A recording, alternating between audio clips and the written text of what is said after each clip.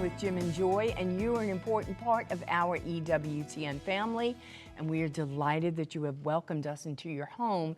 You know that we would love to hear from you, so send us an email with your question or your comment to jimandjoy@ewtn.com, and we want to wish you a blessed Easter Wednesday.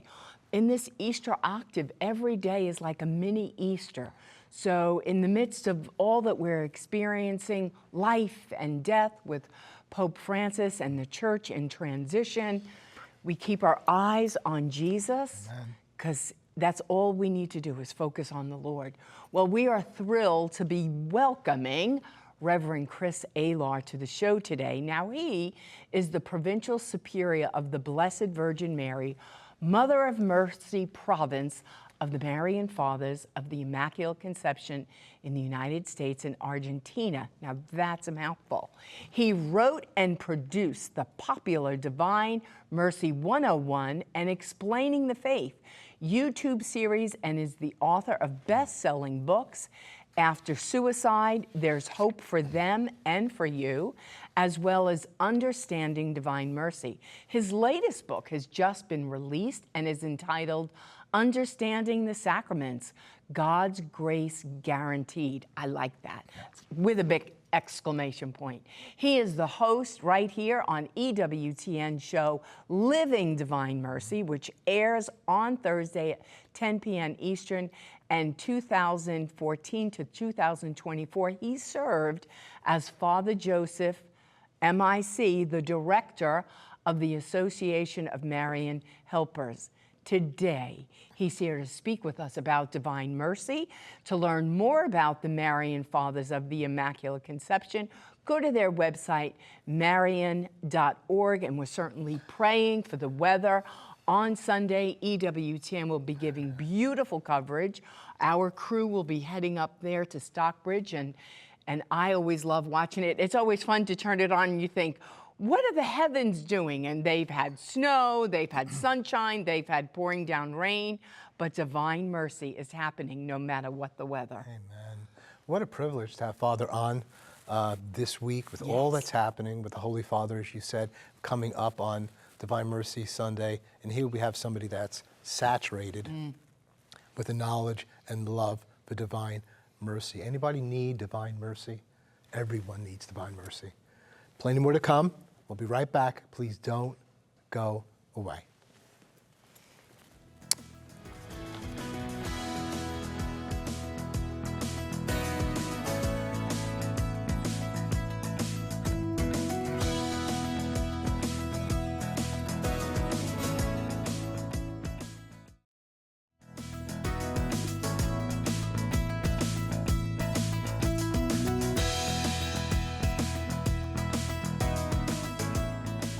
Welcome back. Well, our guest today is Father Chris Alar. He is the Provincial Superior of the Marian Fathers of the Immaculate Conception.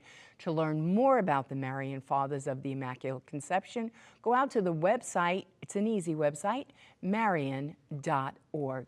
Well, Father, you are a very familiar face to our EWTN family, and we are delighted to have you with us during this Holy Week where we are, right?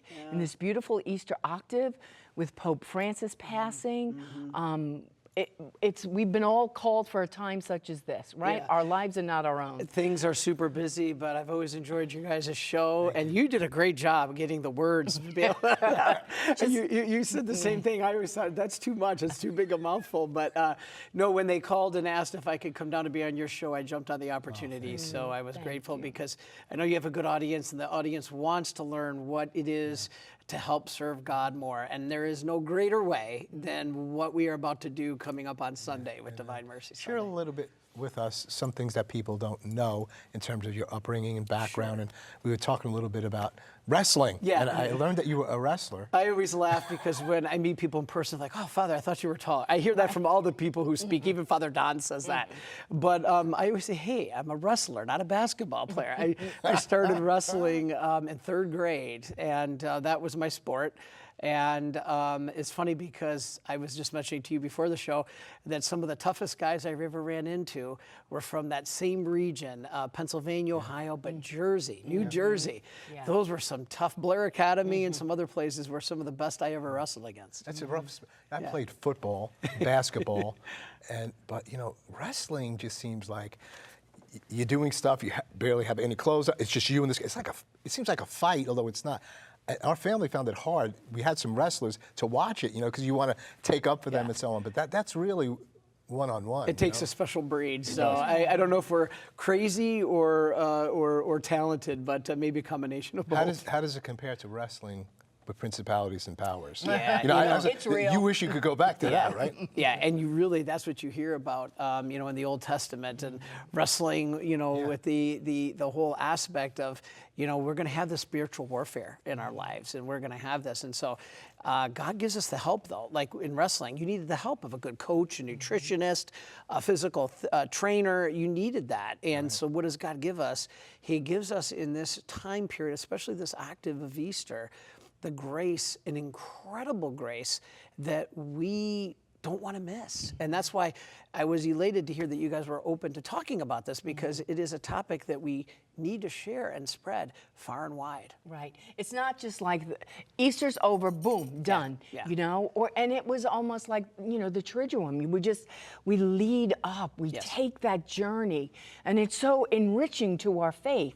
And you want to see yourself in every scene. Who would I be? I hope and pray I'd be Mary Magdalene. I'd be like John. But no, maybe I'd be the crowd and I'd be yelling. Or I'd be that Pharisee who's offering the guards money to say, don't say anything about this. Say they stole his body. It's funny you mention that, because I always thank God that in some ways I was born in the time I was, because I'm afraid I could have been one of those Pharisees. Yeah. I really honestly believe, because you're challenging my Jewish faith away with you. Right. And so praise be to God that I was given the chance to be here today. It's so helpful, though, to know them, and God alone knows their fate.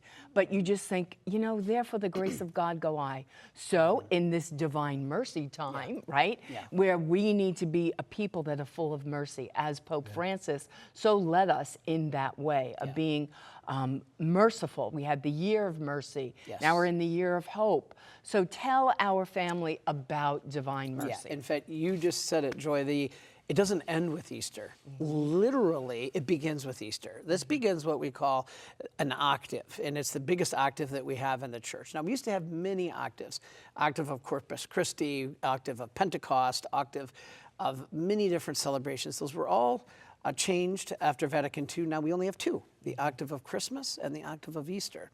And the octave of Easter is the octave. In other words, these 8 days, and it starts with Easter Sundays, day 1, Monday, Tuesday, Wednesday, Thursday, Friday, Saturday. The 8th day is Divine Mercy Sunday, is the 8 most holiest days of the year. And people don't realize that. These 8 days are so holy, so full of grace, that they're all solemnities. I mean, solemnities are gigantic in the Catholic Church. All 8 days are solemnities. It's the only Friday of the year we eat meat. Right. Yeah. And so we celebrate. It's big. And why? So to answer your question, and that is because, here's the bottom line. We know from the scriptures that Jesus refers himself as the bridegroom. And we know that the Israel, now the new Israel is the church, is the bride. Right. Who makes up the church? We do. Here's the gist of it. We know that the groom is coming for his bride. But what did every Jewish man want his bride to be before he could take her home to meet his mother, to meet his father, and to take her into the wedding feast? Spotless. So the problem is, here's our Lord who comes as the groom. Is he going to find us spotless? And the problem is, probably not. We deal with some things. So there's two main sins, there's two main stains that could be on our soul when we look at ourselves, and that is sin. And the result of sin is punishment, temporal punishment. I don't like that word because it makes it seem like God is some kind of ogre, but think of the boy whose dad tells him not to play baseball in the yard, and the boy blatantly disobeys, breaks the window. Dad comes home, and the dad says, I forgive you, son, but you're grounded for 2 weeks, and you have to pay for this out of your allowance. Right. There's consequences to sin. Right. And so what we don't understand is that's a loving father. I mean, my father was a Vietnam vet. I never got away with something unless there was a lesson and loving discipline. Right. So how does this all tie together? Okay. The perfect number to the Jews was 7, and that was in regards to time, creation. But few people don't realize the number 8 was the perfect number for the Jews in regards to eternity. So here it is. On Easter Sunday, Jesus opened the door to heaven. The next 7 days are symbolic of our pilgrimage on earth called life. And then on the 8th day, we enter into eternity. We die symbolically. Our pilgrimage is over. Just I heard today about Pope Francis, this pilgrimage on earth is now finished. And so on the 8th day, you enter into eternity. Now what happens? The groom comes for you. You're the bride. He wants to take you to the wedding feast of the Lamb. This is all the book of Revelation. Father, what are you making this up? No, this is all the book of Revelation. You know, Scott Hahn from EWTN here talks about the Lamb's Supper, about how book of Revelation is not the Antichrist or the rapture. It's about the Mass. And so here's how it all ties together, because he talks about, you know, the wedding feast. Well, Christ wants to take us to the wedding feast. But in order for us to be that spotless bride, we got to get that grime out of our wedding garment. What's our wedding garment? Our soul. So sin, and the result of sin is that temporal punishment. If there's any of that, Jesus is going to be unable to take us to the wedding feast of the Lamb until we're cleaned up. Sin is cleaned up in the confessional, and temporal punishment is a gift that Jesus gives us on Divine Mercy Sunday. So here's the promise he makes. This is 699 of the Diary of Saint Faustina. The soul that has been to confession. Now, it could be on Divine Mercy Sunday or even before. Like, you could go today, as long as you're in a state of grace when Divine Mercy Sunday comes. Jesus says the soul that's been to confession and receives Holy Communion on that day, so either the vigil the night before or on Divine Mercy Sunday, will receive complete forgiveness of not only all sins, but all the punishment that we are owed. That's a loving Father. And That's so extravagant that's what they mercy. call it, the extraordinary promise. Right. It's incredible. And so what happens? As the groom, he finds his bride now spotless and ready to enter into the wedding feast of the Lamb so that we are clean and cleansed. It's amazing. Extraordinary. Yes. That's As our powerful. God is. Yeah. You know, I remember one season of Lent, and especially as we got to Holy Week, you know, just seeking the Lord and saying, you know, Lord, what do you want from me in this? And he said, watch me in Holy Week, and you'll learn how to be a groom and to be a father. Interesting. Because that's what I'm doing right now. That's exactly I'm doing right. this freely, faithfully, fully. you know, Willing all- to die for your spouse. Watch me to do this, because that's what you have to do for your wife. Wow. And so I've learned a lot in that. I still haven't done that perfectly, but you know, I'm looking at that. But you're making a good point, because how do I, as the bride of Christ, I am a father and a husband. I want to be that. I'm a man. But how do I become pure? I don't get that part of it. And what you're saying is divine mercy is really key, so that you can be not only a good father and husband, but you're a bride too. Yeah. And you're saying that. It's divine mercy and the application even to temporal sin. And this is the beautiful thing. Father Seraphim, God rest his soul, was very close to Mother Angelica. She, in fact, was instrumental in helping Divine Mercy get out to the world through the broadcast of Divine Mercy Sunday.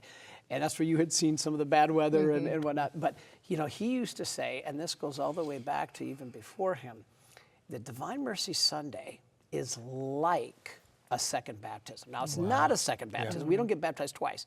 But it's the only other time where you are given complete remission of everything. Now, people say, well, Father, a plenary indulgence remits sin and temporal punishment. Well, yeah, but you can have no attachment to sin, even venial. Now, that doesn't mean we shouldn't do it. We still get partial.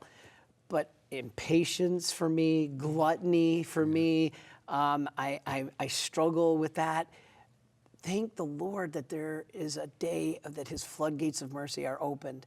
And Jesus said, on this day, my floodgates are open of mercy. And this is why Jesus told Saint Faustina, divine mercy is mankind's last hope of salvation. Incredible. Say that again. Yeah, Jesus told Saint Faustina, she recorded this in her diary, divine mercy is mankind's last hope of salvation. We need it bad. Yeah, We need it. Everything culminates Right. here. But even during Holy Week and Easter Sunday, I mean, I think the biggest obstacle to all of that is we as a people of God do not believe how much he loves us. Yeah. We don't believe Jansenism, that, yeah. right? And so it's just like, no, not me. He didn't do all that. He wouldn't do that just for me, but he would.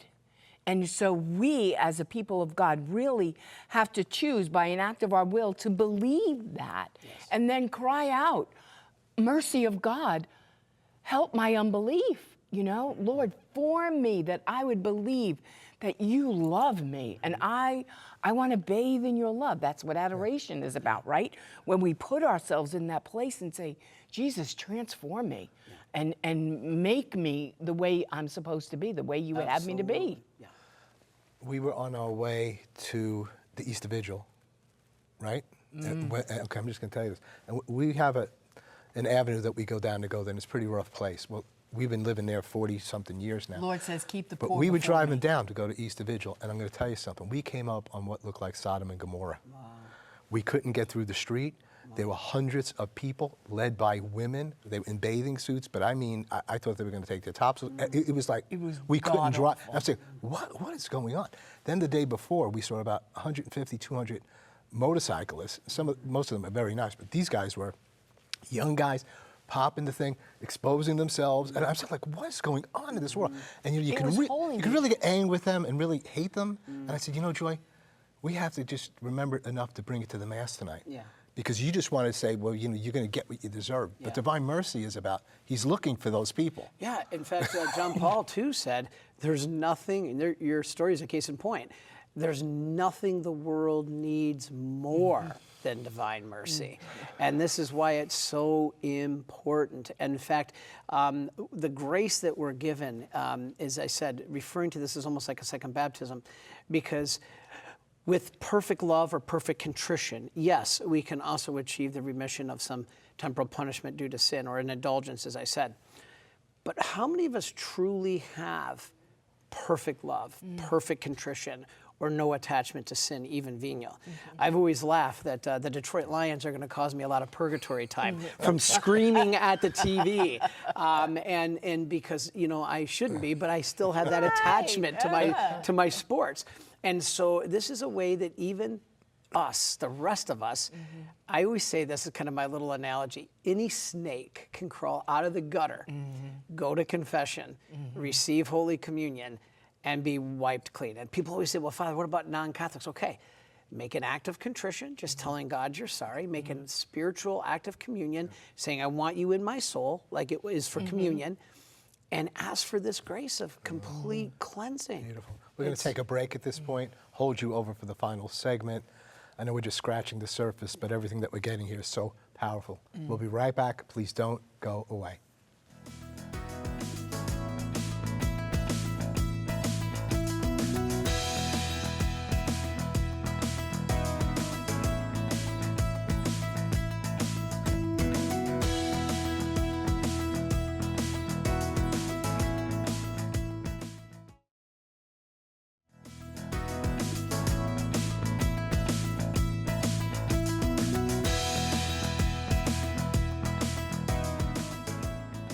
Wrapping up today with Father Chris, Alar, speaking about divine mercy. I was thinking about what you were saying right before the break, something about a snake crawling out of a hole. I don't know if you're relating that to almost anybody, but it was kind of interesting. What were you talking about? So mainly, no, we're not calling anybody a snake. What we're saying is we're all sinners.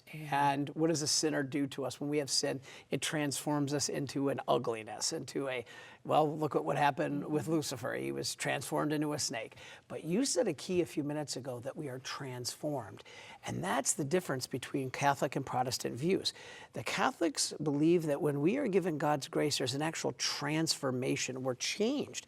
And the Protestant view is more that snow-covered dunghill, if you will. So the comment there was that when we sin, we are like that snake in the garden. We've now been on our belly, and God can give us a chance to be transformed. So that's how we can come out, confession, communion, and be transformed. This is an incredibly important day. that we can get this free grace. Right.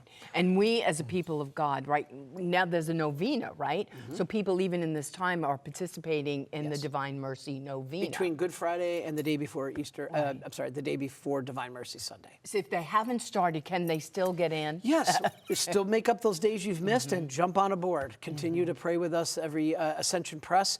I'm working with them on the Divine Mercy novena. You can still go back and do it. That would be a great thing before Divine Mercy Sunday. Father, we just got a couple of minutes or so, and you probably can't answer this in full. So I was just thinking, I mean, the church has always known about mercy. Yeah. It's taught on mercy.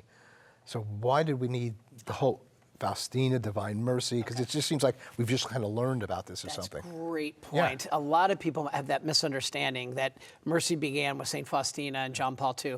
Not true at all. Mercy goes all the way back to the Garden of Adam and Eve, where he could have crushed us out of existence. Instead, the promise of a mother, the gift of a mother, the promise of a Savior. But you know, Divine Mercy Sunday is not about Faustina. It's not about her at all. People are shocked.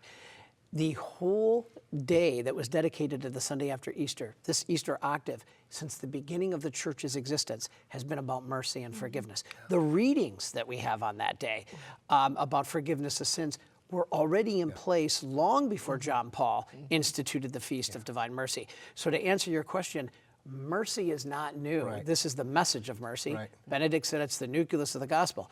What Jesus gave through Saint Faustina is the devotion of divine mercy, the feast, the image, the novena, the chaplet, and the hour. So why do we do them? They help us to live mercy in our life, and that's what's important. So the devotion is kind of like practice to help us live mercy in our lives. And we all need that awakened. Yeah.